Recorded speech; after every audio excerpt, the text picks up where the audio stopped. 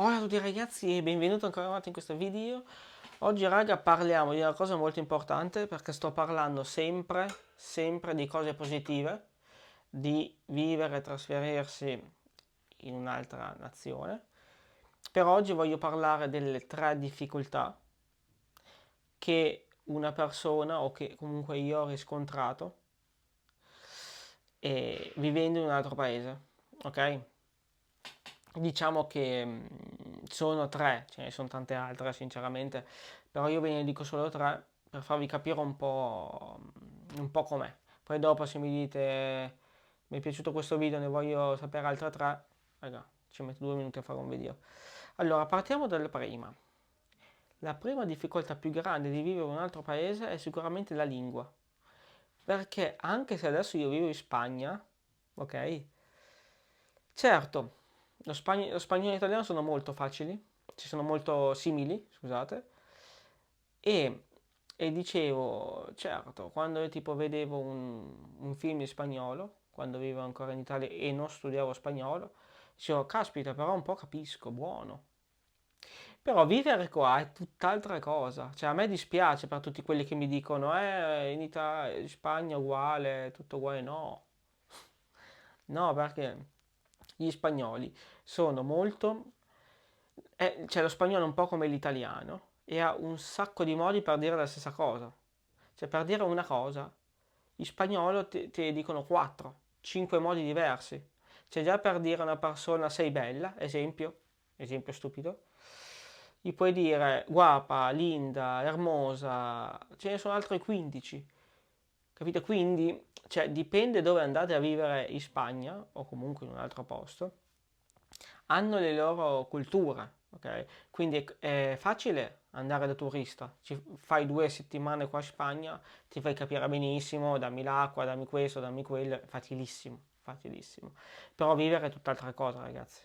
Vivere è tutt'altra cosa. Lavorare poi non ve lo sto neanche a dire perché giustamente se lavori con 10 persone diverse, tutte e 10 hanno pronunce diverse, parlano diversamente, usano parole diverse, ok? E se tu non conosci quella parola, certo capisci il contesto, però fai un po' di casino, ok? Quindi la lingua è una difficoltà anche in Spagna e per risolverla basta solo aspettare, prendersi qualche insulto quando non si capisce e poi dipende anche dove non sei, dalle persone che ci trovi, diciamo. Poi seconda difficoltà, ragazzi, che questa dipende molto dalle persone, ok? Che non devi, cioè non ti devi fare problemi. Esempio, quando ti trasferisci in un'altra nazione, giustamente anche come me che sono in Spagna ed è simile all'Italia, è molto diverso, ci sono tante problematiche diverse e ogni giorno, per il primo anno, ogni giorno ci saranno delle difficoltà, tutti i giorni, qualsiasi cosa. Tu esci di casa, devi affrontare una cosa da solo. E questa è una cosa che io dico, se si vede che sono italiano, che muovo sempre la mano, vabbè, se, se tu sei una persona che si fa dei problemi per nulla, o comunque per cose, diciamo, non proprio difficili da affrontare, non ti conviene trasferirti. Cioè lo puoi fare, magari lo fai dopo 2 o 3 mesi per vedere come va. Però è veramente, secondo me, la cosa più importante. Cioè non devi farti prendere dal panico per le cose, perché qua veramente quando ti trasferisci non conosci niente, non conosci nessuno e devi affrontare le cose da solo, ok? E il lavoro te lo devi trovare te, non è nessuno che ti aiuta a trovare lavoro.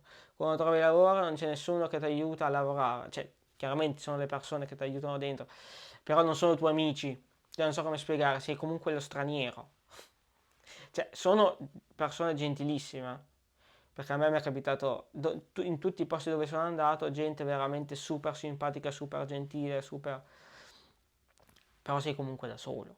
Cioè, quello che voglio dire è che sei comunque da solo e parti da solo. Ti si rompe la macchina, da solo devi andare al meccanico, ti devi far capire cosa è successo. chiaramente non parlando la lingua, da madrelingua, diciamo, ok? Io sto parlando del primo anno, del primo anno che si arriva in un posto. E poi giustamente la terza motivazione, diciamo, la terza difficoltà, che poi è la prima, ok? La prima è che le persone, cioè, io adesso parlo della Spagna, ok? Ti aiutano, però ti aiutano in un modo tutto loro, voglio dire, quando, faccio un esempio qua della Spagna, che quando io non capisco una cosa, ok? Senza parlare del lavoro, in generale, sei in giro, non lo so, ti capita una cosa, hai bisogno di un aiuto e devi farti capire in qualche modo se non sai le parole, non lo so. Però le persone ti parlano e ti parlano in un modo tutto loro, ok? Cioè, le persone con cui parli qua non sono spagnoli che vivono in Italia e cercano di farsi capire, sono persone che vivono qua e parlano come vogliono loro, ok? Quindi la terza difficoltà di trovarsi in questo caso in Spagna, però è per tutte le parti del mondo, che le persone parlano ad una velocità incredibile e può succedere che non le capisci. Sembra una stupidata quello che sto dicendo, però non le capisci. E qua, se tu dici, scusa, puoi ripetere perché non ho capito, qua ti ripetono, in Spagna ripetono perché sono veramente gentili, però più veloci di prima, non si riesce a capire perché non hanno la concezione di parlare piano. Forse ce l'abbiamo anche in Italia, non lo so. Non hanno la concezione di parlare piano. Cioè loro ti ripetono la stessa cosa che ti hanno detto prima, però ancora più veloce. Quindi tu non capisci niente. E questa è una difficoltà abbastanza che io non pensavo. Io non pensavo perché giustamente con lo spagnolo, tu dici con lo spagnolo è facile. Non è facile ragazzi. Non è facile perché le persone... Quindi la terza difficoltà è che le persone, essendo che vivono nel loro paese, molte persone non dico che non ti aiutano perché non è vero, però diciamo che non è come essere in Italia e parlare con uno spagnolo, tu solo qua, solo questo voglio dire, che è difficile, è un po' più difficile. Poi dopo le persone, giustamente, anche qua, c'è brutto da dire, però anche qua ci sono persone a cui non piacciono gli stranieri, ricordiamoci che sono straniero qua.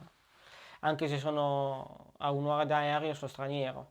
Quindi mi è capitato anche tipo lavorare in un bar, che una signora mi ha detto, sei italiano? Ho detto sì, mi fa allora non ti voglio, chiamo un altro cameriere.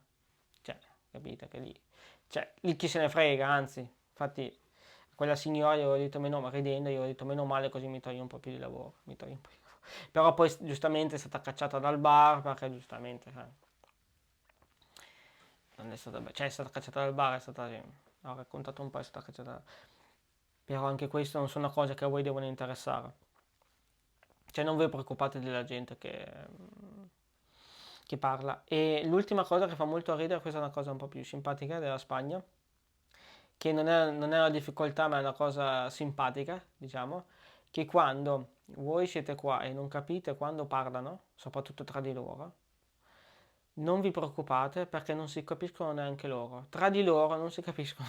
È una cosa che mi fa molto ridere, che io ogni volta quando parlo con uno spagnolo e non capisco, magari dico che, non intendo che, habla, despacio, sì. E loro praticamente anche tra di loro, che, parlano tra di loro, dicono che, non intendo che, cioè anche due o tre volte. Quindi sì, questo è un consiglio, più che una difficoltà, mi raccomando, quando non capite una cosa non vi preoccupate di dire no, guarda, mi dispiace, non sento, non capisco, dite io, guarda, non capisco. Se vi ripete non capite, dite non capisco, chi se ne frega, cosa pensano. Questo è. Quindi raga, vi ho detto tre difficoltà per cui, cioè, difficoltà nel vivere all'estero nel primo anno. E niente raga, fatemi sapere se vi è piaciuto questo video, mettendo un bel pollice in su e ci vediamo al prossimo video.